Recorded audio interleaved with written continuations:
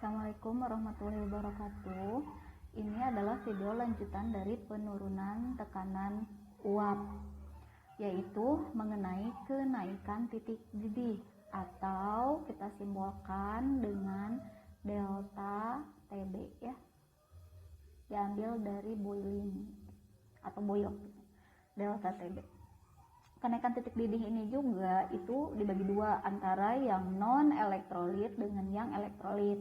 Bagaimana mencari kenaikan titik didih suatu larutan? Kita ingat lagi bahwa antara pelarut dengan larutan itu berbeda titik didihnya, karena ada efek zat terlarut di dalam suatu pelarut, maka itu akan menimbulkan perbedaan titik didih, di mana yang ada zat terlarut atau yang ada larutan itu titik didihnya lebih besar dibandingkan dengan pelarutnya sendiri.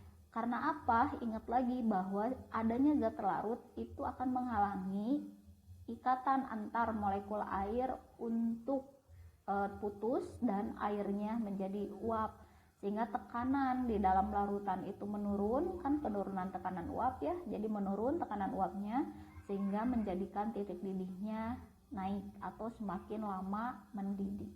Bagaimana mencari kenaikan titik didih? Kita bagi dua ya, yang non dulu, yang non elektrolit. Gampang, kita ingat aja ini apa? Kegiatan belajar mengajar kalau disingkat jadi apa gitu ya. Kalau disingkat kan jadi KBM. Nah, delta TB-nya apa? Delta TB-nya adalah kenaikan titik didihnya. KB-nya apa? KB-nya adalah titik didih molal. M kecil ya. Jadi saya mohon ini Maya jangan sampai yang satuan konsentrasi terulang. Tolong antar huruf kapital dan huruf kecil itu harus sangat diperhatikan. Kita menggunakan M kecil atau molal. Kalau kita uraikan jadi delta TB sama dengan KB dikali M-nya itu adalah gram per mR dikali 1000 per P. Ya, jadi gimana aja kemarin kita pas nyari molalitas. Lalu bagaimana ketika mencari titik didih larutannya? Ya tinggal TB sama dengan atau TB larutan ya, yaitu TB pelarut ditambah delta TB. Nanti kita dapatkan TB larutan. Lalu bagaimana untuk elektrolit? Kalau elektrolit itu sama kayak di tekanan uap, yaitu harus ada I. Jadi delta TB sama dengan KB dikali M dikali I. I-nya sama ya, I-nya itu adalah faktor Van Hoff. M-nya cara mencarinya bagaimana? Sama aja, gram per mR dikali 1000 per P. Itu untuk menentukan delta TB yang non elektrolit dan elektrolit. Kita ke contoh saja. Ini saya ambil contoh soal ujian masuk UGM ya. Jika 3 gram suatu senyawa non elektrolit ini sudah kita dapat petunjuk, berarti kita pakai rumus yang non elektrolit, yaitu delta TB sama dengan KB dikali M. Dilarutkan ke dalam 100 ml air. Ini ada KB-nya yang tadi titik didih molal. Yang titik didih larutan terjadi adalah 100,26 derajat Celcius. Ini berarti titik didih larutan itu adalah TB larutannya. Maka nama senyawa tersebut ada yang mungkin adalah, nah ini kita harus menentukan nama senyawanya apa. Untuk menentukan nama senyawa apa, kan kalau misalkan kita tuliskan rumus delta TB sama dengan, karena KB dikali kita molalnya, karena nggak ada molal di sana kita langsung uraikan aja, dikali 1000 per P. Delta TB-nya itu adalah kenaikan titik didihnya berapa. KB-nya itu adalah titik didih molal. Gramnya kan massa si zat terlarut. MR-nya juga adalah MR zat terlarut. 1000 per P. P itu adalah massa pelarutnya apa. Sedangkan di sini ditanyakan nama. Nah, di rumus ini kan tidak ada nih simbol untuk nama senyawa itu, yang mana yang dicari? Maka yang sebetulnya yang dicari yang mana? Kalau kita ingin tahu nama senyawanya apa, maka ini yang dicari, yaitu adalah MR. Oke, kita sekarang masukin data-datanya ya, karena kita sekarang udah tahu kita harus mencari MR. Delta TB, kenaikan titik didihnya ada nggak? Di sini tidak ada, karena yang diketahui adalah titik didih larutan. Ketika mencari delta TB atau kenaikannya berapa, berarti kan naik dari awal ke akhir itu, ketika awal suhunya berapa, ketika akhir suhunya berapa, kita akan tahu naiknya berapa. Karena di sini kita tahu bahwa yang dipakai adalah air, titik didih air itu kan 100, ya udah tinggal cari aja 100.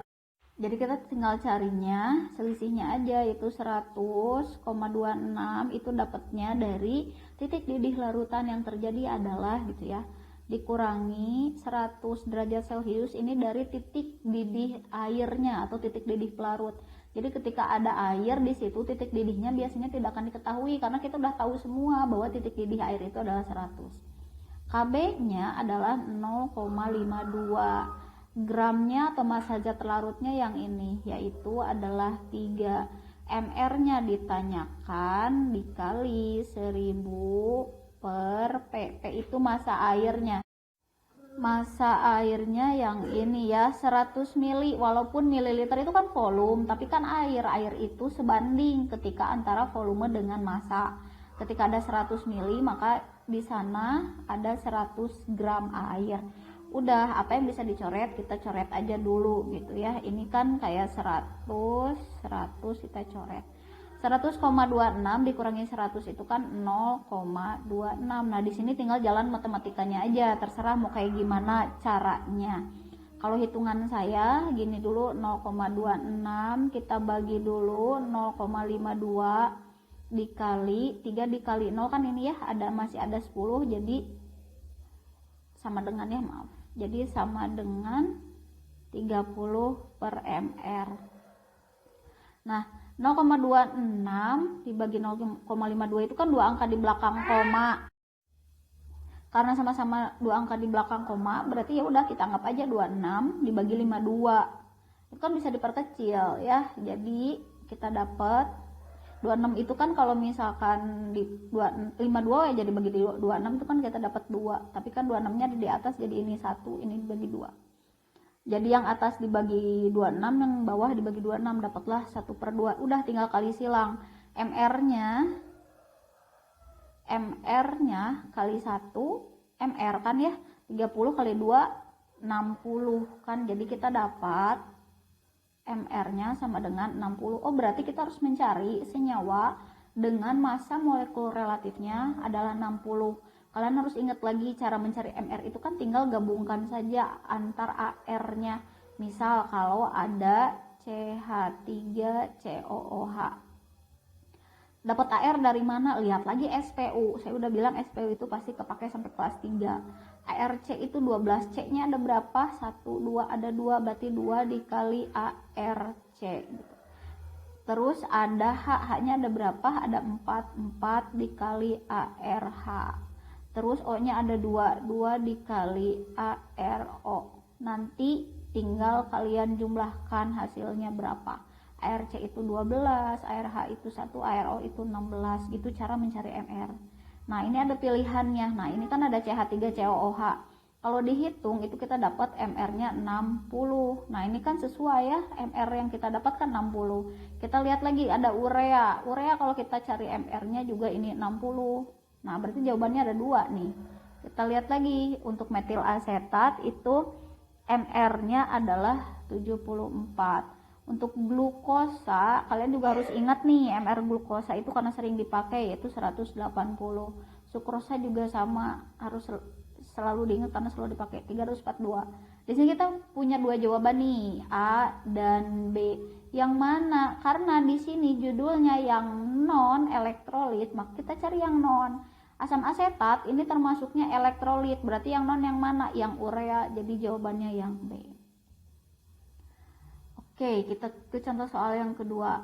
Sebanyak 12 gram CH3COH, kita tahu CH3COH itu cuka, dilarutkan dalam 250 ml air.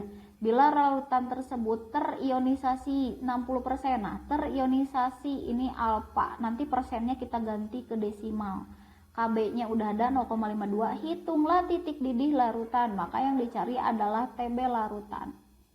Untuk mencari TB larutan tetap saja kita harus mencari delta TB gitu ya. Jadi kita udah tahu juga tadi cuka ada ya di soal sebelumnya, delta TB sama dengan KB dikali, karena ada gram langsung diuraikan aja molalnya, dikali 1000 per P. Nah cuka kita cek dulu nih, ini elektrolit atau non elektrolit.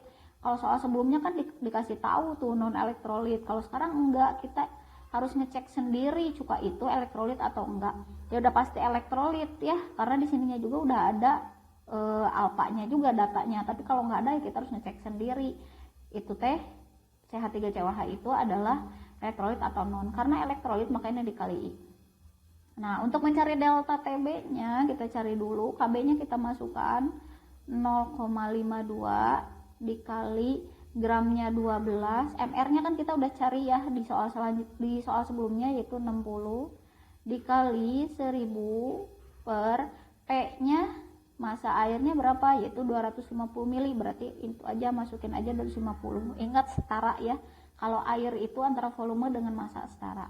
Dikali I nya yang mana, I nya nggak ada, kalau nggak ada kita bisa mencari dulu I nya. Jadi I kalau diuraikan itu kan 1 ditambah dalam kurung M kurang 1 dikali alfa. Jadi 1, nah M dari CH3COH itu berapa? Awas jangan terkecoh ya. CH3COOH yang plusnya yang mana? Yang plusnya itu kan pasti H, kan ya, yang ini nih yang di belakang. Ini H-nya, H plus. Jadi kan kalau kita uraikan itu CH3COO min ditambah H plus. Ingat lagi di kelas 2 tentang asam basa. Jadi ininya 1, H-nya juga 1. 1 tambah 1 itu kita dapat 2. Jadi kita masukkan M-nya 2.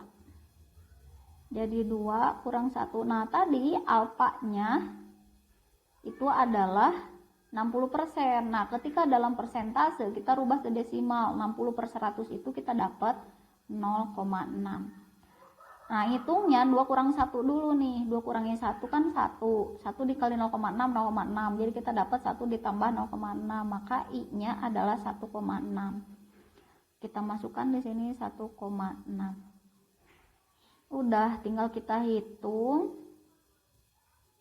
ini bisa dicoret 1, ini 5, coret, ini dapat 4, oke tinggal kali dan bagi 5, 0,52 kali 1 kali 4 kali 1,6 dibagi 5, dapatlah hasilnya adalah 0,6656. Lalu cara mencari TB nya bagaimana? Kan kita ingat ini tuh adalah air ya, pelarutnya air. Jadi ketika ditanyakan TB ya udah 100 aja ditambah 0,6656, jadi dapat 100,6656 derajat Celcius. Nah, jadi ketika ada air yang suhunya 100 derajat Celcius, dimasukkan 12 gram cuka yang terionisasi 60%, itu titik didihnya menjadi 100,6656. Itu penjelasan mengenai titik didih elektrolit dan non elektrolit. Saya gabungkan saja karena ini memang kita harus ngejar materi ya. Semoga ini bisa dipelajari dengan baik, diulang-ulang saja videonya. Jika ada pertanyaan silahkan mengenai materi ya, silahkan biasa. Seperti yang sudah saya sering sebutkan, yaitu harus di grup saja, jangan chat pribadi, karena nanti pertanyaan yang sama itu selalu ditanyakan, begitu ya. Seperti biasa nanti soalnya akan ada di Google Classroom, harus selesai hari ini. Terima kasih sebelumnya. Assalamualaikum warahmatullahi wabarakatuh.